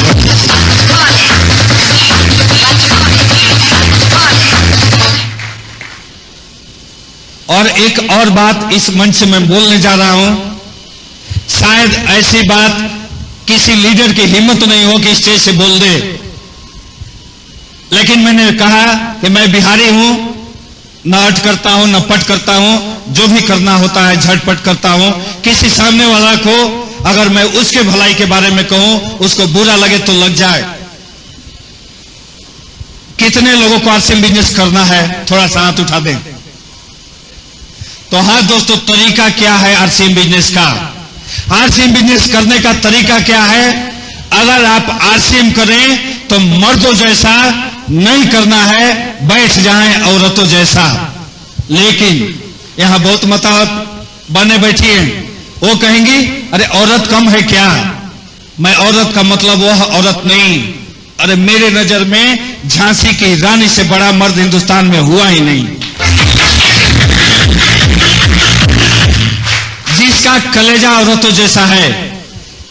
करना है तो मर्दों जैसा, नहीं करना है औरतों जैसा, हिजड़ों जैसा नहीं कि करना भी है नहीं भी करना है। हाँ दोस्तों, हाथ जोड़कर प्रार्थना है मेरी कि आप आरसीएम करें तो आरसीएम जैसा, मर्दों जैसा, नहीं करें औरतों जैसा, हिजड़ों जैसा नहीं कि करेंगे भी नहीं करेंगे, 10 दिन करेंगे 20 दिन नहीं करेंगे। अरे आप धोखा दे रहे हो, लेकिन आप समझ नहीं पाते हो कि किसको धोखा दे रहे हो। अरे आप किसको धोखा दे रहे हो जानना चाहते हो? आप अपने आप को धोखा दे रहे हो, आप अपने इस देश को धोखा दे रहे हो, आप अपने समाज को धोखा दे रहे हो, आप अपने माता पिता को धोखा दे रहे हो, आप अपने पत्नी को धोखा दे रहे हो, आप अपने बच्चों को धोखा दे रहे हो। अरे आप आरसीएम करें, आप आरसीएम करें, आरसीएम तो आपको करना ही है, लेकिन आप आरसीएम करो मर्दों जैसा। अरे मर्दों जैसा नहीं करना है तो बस 1 मिनट सुन ले एक बात। आज यहां से जाएं, आप आज यहां से जाएं, कलेक्टर हो, मिनिस्टर हो, वरिष्ठ हो, बहुत बड़े व्यापारी हो, आप आज यहां से जाएं, रात को आप सोएं, 2 बजे रात को जगें और 2 बजे रात को जगने के बाद पूरे घर में घूम कर देखें, आपके पत्नी, बच्चे, माता पिता अरे चैन की नींद सो रहे होंगे, क्योंकि उनको मालूम कि आपका सपोर्ट आज उनके पीछे है। और लेकिन 1 सेकंड के लिए अपने को पर्दे से हटाकर देखें कि कल मैं इस दुनिया में नहीं रहूं तो आपका रूह कांप जाएगा कि आपके बच्चे चैन से सो सकते हैं क्या? नहीं सो सकते। लेकिन अगर आप आरसीएम के रॉयल्टी अचीवर हैं, आरसीएम के टेक्निकल अचीवर हैं, तो उसी जगह पर रख कर देखें, अरे आप चैन से जी नहीं, चैन से मर सकते हैं, बस इसलिए कि आपके जाने के बाद आरसीएम जैसा सपोर्ट आपके बच्चों के पास, आपके पत्नी के पास, आपके पिता के पास रहेगा। अरे बहुत दूर की बात नहीं, आपके बगल चंडीगढ़ की बात, सतीश पंडित जी का नाम कितने लोग सुने हैं? तो एक बात जान लें, यह लड़का बहुत मामले में बहुत खुशनसीब है कि सतीश पंडित जी मरने से पहले आखिरी बार मेरे से बात हुई थी। सतीश पंडित जी से फोन पर मरने से ठीक 15 मिनट पहले मेरे से बात हुई थी। पटना का मैंने एक डेट लिया था उनसे। सतीश पंडित जी 3 सितंबर को मुकेश कोठारी जी का प्रोग्राम था पटना में। मुकेश कोठारी जी और मैं मेरे घर पर खाना खा रहे थे। उनका, सतीश पंडित जी का मेरे मोबाइल पर फोन आया कि कमलेश जी ठीक है कि डेट दे देते हैं पटना का। बात हुई, अभी फोन मैंने रखा, 15 मिनट बाद फोन आया केसी छाबड़ा जी का कि सतीश पंडित जी इस दुनिया में नहीं रहे। लेकिन सितंबर में, अगस्त में काम करके सतीश पंडित जी सितंबर में इस दुनिया से गए थे और उस महीने का उनका चेक था 1,74,000 रुपए का। लेकिन पिछले महीने का सतीश पंडित का चेक था 3,02,000 रुपए का। अरे जब सतीश पंडित जी इस दुनिया में थे, चेक 1,74,000, सतीश पंडित जी इस दुनिया में नहीं है, 9 महीने हो गए, चेक 3 लाख से ज्यादा। उनके बच्चों को, उनके पत्नी को, सतीश पंडित जी तो हम नहीं लौटा सकते थे, लेकिन आज उनके बच्चों को किसी के सामने हाथ नहीं फैलाना पड़ता है। और हाथ नहीं फैलाने की बात जब आती है तो रितिका राठौर वह बात हमें बहुत याद आती है कि रितिका राठौर अपने कैसेट निकला है नया फायर। उस कैसेट में रितिका राठौर जी कहती हैं कि जब शुरुआती दिनों में मैं प्लान दिखाने जा रही थी तो मेरा 2.5 साल का बच्चा बीमार था। मैं अपनी सास माँ के गोदी में देकर जा रही थी तो सास माँ कहती हैं, जब बच्चा रोकर साड़ी पकड़ लेता है तो कहती हैं कि बेटा पैसा पैसा पैसा।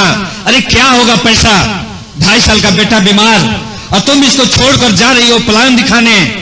उस समय रितिका राठौर जी कहती हैं कि सासू माँ बस इसीलिए जा रही हूं। अरे आज मेरा बेटा रो रहा है, इसको देख कौन रहा है? मैं और आप इस घर में, और इसीलिए प्लान दिखाने जा रही हूं कि कल जब मेरा बेटा बड़ा हो तो दुनिया के सामने रोकर उसको हाथ नहीं फैलाना पड़े, हाथ नहीं फैलाना पड़े। और उसका नतीजा क्या हुआ दोस्तों कि आज रितिका राठौर और उनके हस्बैंड मिस्टर अनूप शेखावत जी दोनों के दोनों रूबी हो चुके हैं। रूबी दोनों का 4-4 लाख रुपए का चेक आता है महीने का। आपको भी यही करना होगा। और जब आप शुरू में यह काम करेंगे तो लोग आपको कहेंगे गधा। अरे हाँ दोस्तों, लोग आपको कहेंगे गधा। मेरे को भी लोगों ने कहा था गधा। और मैं लोगों से पूछता हूं कि इस पृथ्वी पर एक मनुष्य कोई बताए जो गधा नहीं है। अरे जन्म लेने के बाद हर मनुष्य गधा होता है। जो खेती करता है, जो बिजनेस करता है, वो जीवन भर के लिए गधा। जो नौकरी करता है वो 40 साल के लिए गधा, लेकिन जो आरसीएम करता है सिर्फ 2 साल के लिए गधा।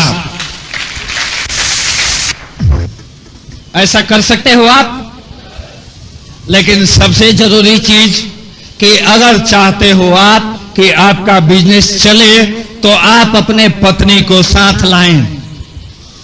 हर मीटिंग में आप अपने पत्नी को साथ लाएं। मैं भी शुरुआती दिनों में ऐसा गलती कर चुका था।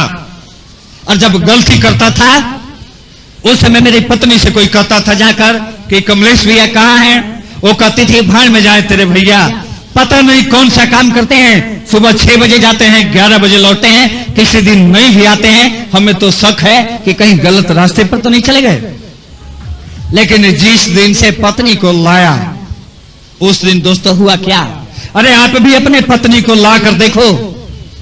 जब तक नहीं लाओगे अपने पत्नी को, अरे पत्नी को लाओ, पड़ोसी की पत्नी को लाओ, बैठाओ अपने पत्नी के साथ, अपने पत्नी के साथ उसको बैठाओ। जो आपकी पत्नी आपके पड़ोसी की पत्नी से कहती थी कि मेरा पति है जीरो, जिस दिन आप स्टेज पर आएंगे अपने पड़ोसी की पत्नी को क्यों नहीं मारकर आपकी पत्नी कहेगी देखो जिसको मैं समझती थी जीरो, स्टेज पर वही खड़ा है मेरा हीरो। तो सारे लोग जो डिस्ट्रीब्यूटर हैं 100% प्रोडक्ट करें, 100% प्रोडक्ट यूज। जैसे कल फरीदाबाद में मीटिंग थी, सामने एक व्यक्ति बैठे थे, मैंने बुलाया कि सामने आप बैठे हो क्यों। मैंने एक और टीचर से पूछा कहा सर 6 महीने से करते हैं। मैंने कहा 6 महीने से करते हैं और दूसरे कंपनी का कपड़ा पहने हैं। उन्होंने कहा कि सर घर में रखे हैं सिलवा लेंगे। मैंने उनको स्टेज पर बुलाया और पूरे पब्लिक के सामने कहा क्या आपकी शादी हो चुकी है। उन्होंने कहा हाँ 6 महीने पहले। मैंने कहा तो पहले क्या करते थे। उन्होंने कहा बीएचयू बनारस में पढ़ते थे। मैंने कहा पढ़ते वक्त किसी लड़की से आपने प्यार किया था। उन्होंने हंसते हुए कहा मुस्कुराते हुए कि सर अरे प्यार की बात करते हो, अरे पापा की प्रतिष्ठा की बात नहीं होती तो मेरी शादी उससे हो जाती। मैंने कहा बहुत अच्छी बात, अब आपकी शादी किसी और लड़की से हो गई, अब आप उस प्रेमिका के साथ पिक्चर देखने जा सकते हो। उन्होंने कहा पत्नी सर फोड़ देगी, समाज के लोग क्या कहेंगे। मैंने कहा 6 महीने पहले आरसीएम से आपकी शादी हो चुकी है, इस प्रेमिका के साथ क्यों घूम रहे हो।